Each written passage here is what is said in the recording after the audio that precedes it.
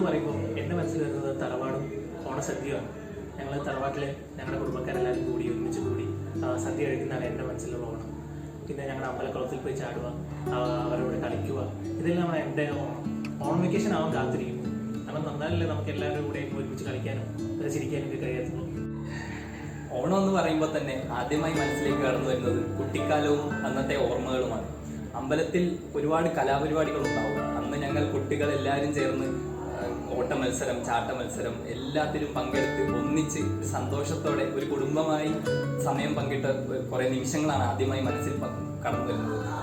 മിഠായി പെറുക്കൽ മുതൽ സ്റ്റേജിൽ നിന്ന് പാട്ട് പാടുവാനുള്ള വരെയുള്ള ഒരു കോൺഫിഡൻസ് നമുക്ക് ലഭിച്ചത് ഓണ ആഘോഷ പരിപാടികളിലൂടെയാണ്. അന്ന് ഈ മത്സരങ്ങളിലൊക്കെ ഒന്നാമതെത്തുക എന്നുള്ള ഒരു വാശിയോടെ ഞങ്ങൾ എല്ലാവരും വാശിയോടെ എടുത്തിട്ടുള്ള കാര്യമാണ്.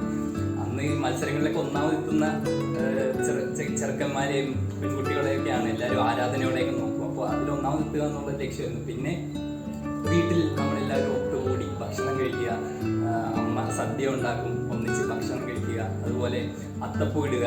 അങ്ങനെ കുട്ടിക്കാലവും അന്നത്തെ നിഷ്കളങ്കതയുമായി വളരെ അടുത്ത് നിൽക്കുന്ന കുറേ ഓർമ്മകളാണ് ഓണം വരുമ്പോൾ എൻ്റെ മനസ്സിലേക്ക് ഓടി